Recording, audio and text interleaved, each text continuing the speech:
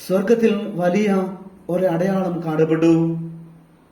സൂര്യനെ ഉടയാടയാക്കിയ ഒരു സ്ത്രീ, അവളുടെ പാദങ്ങൾക്കിടയിൽ ചന്ദ്രൻ, ശിരസിൽ 12 നക്ഷത്രങ്ങൾ കൊണ്ടുള്ള കിരീടം. അവൾ ഗർഭിണിയായിരുന്നു.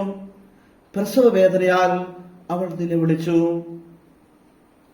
പ്രസവ ക്ലേശത്താൽ അവൾ ഞെരുങ്ങി.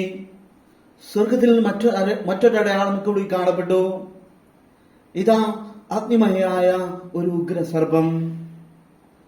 അതിന് 7 തലയും 10 കൊമ്പും, തലകളിൽ 7 കിരീടങ്ങൾ. അതിന്റെ വാൽ ആകാശത്തിലെ നക്ഷത്രങ്ങളിൽ 3-1 വാരിക്കൂട്ടി ഭൂമിയിലേക്ക് എറിഞ്ഞു.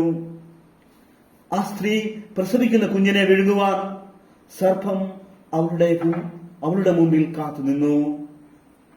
ഒരു ആൺകുട്ടിയെ അവൾ പ്രസവിച്ചു.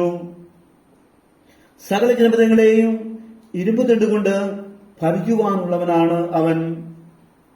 അവളുടെ ശിശു ദൈവത്തിന്റെയും അവിടുത്തെ സിംഹാസനത്തിന്റെയും അടുത്തേക്ക് സംഭവിക്കപ്പെട്ടു. ആ സ്ത്രീ മരുഭൂമിയിലേക്ക് ഓടിപ്പോയി.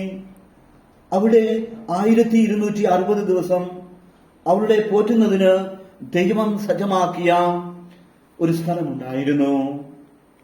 അനന്തരം സ്വർഗത്തിൽ ഒരു യുദ്ധമുണ്ടായി. മിഖായേലും അവന്റെ ദൂതന്മാരും സർപ്പത്തോട് പോരാടി. സർപ്പവും അവന്റെ ദൂതന്മാരും എതിർത്ത് യുദ്ധം ചെയ്തു. എന്നാൽ അവർ പരാജിതരായി. അതോടെ സ്വർഗത്തിൽ അവർക്ക് ഇടമില്ലാതെയായി. ആ വലിയ സർപ്പം, സർവ്വലോകത്തെയും വഞ്ചിക്കുന്ന സാത്താൻ എന്നും പിശാചെന്നും വിളിക്കപ്പെടുന്ന ആ പുരാതന സർപ്പം ഭൂമിയിലേക്ക് വലിച്ച് എറിയപ്പെട്ടു. അവനോടുകൂടെ അവന്റെ ദൂതന്മാരും. സ്വർഗത്തിൽ ഒരു വലിയ സ്വരം വിളിച്ചു പറയുന്നത് ഞാൻ കേട്ടു. ഇപ്പോൾ നമ്മുടെ ദൈവത്തിന്റെ രക്ഷയും ശക്തിയും രാജ്യവും അവിടുത്തെ അഭിഷേകത്തിന്റെ അധികാരവും ആഗതമായിരിക്കുന്നു. എന്നാൽ നമ്മുടെ സഹോദരരെ ദുഷിക്കുകയും രാപകൽ ദൈവസമക്ഷം അവരെ പഴിപറയുകയും ചെയ്തിരുന്നവൻ വലിച്ച് എറിയപ്പെട്ടു. അവരാകട്ടെ കുഞ്ഞാടിന്റെ രക്തം കൊണ്ടും സ്വന്തം സാക്ഷ്യത്തിന്റെ വചനം കൊണ്ടും അവന്റെ മേൽ വിജയം നേടി. ജീവൻ നൽകുവാനും അവർ തയ്യാറായി. അതിനാൽ സ്വർഗമേ, അതിൽ വസിക്കുന്നവരെ ആനന്ദിക്കുവിൻ. എന്നാൽ ഭൂമിയെ, സമുദ്രമേ, നിങ്ങൾക്ക് ദുരിതം. ചുരുങ്ങിയ സമയമേ അവശേഷിക്കുന്നുള്ളൂ എന്നറിഞ്ഞ് അരിശം കൊണ്ട് പിശാച് നിങ്ങളുടെ അടുത്തേക്ക് ഇറങ്ങിയിട്ടുണ്ട്. താൻ ഭൂമിയിലേക്ക് എറിയപ്പെട്ടു എന്ന് കണ്ടപ്പോൾ ആൺകുട്ടിയെ പ്രസവിച്ച സ്ത്രീയെ അന്വേഷിച്ച് സർപ്പം പുറപ്പെട്ടു. സർപ്പത്തിന്റെ വായിൽ നിന്ന് രക്ഷപ്പെട്ട് തന്റെ സങ്കേതമായ മരുഭൂമിയിലേക്ക് പറന്നു പോകുവാൻ വേണ്ടി ആ സ്ത്രീക്ക് വൻ കഴുകന്റെ 2 ചിറകുകൾ നൽകപ്പെട്ടു.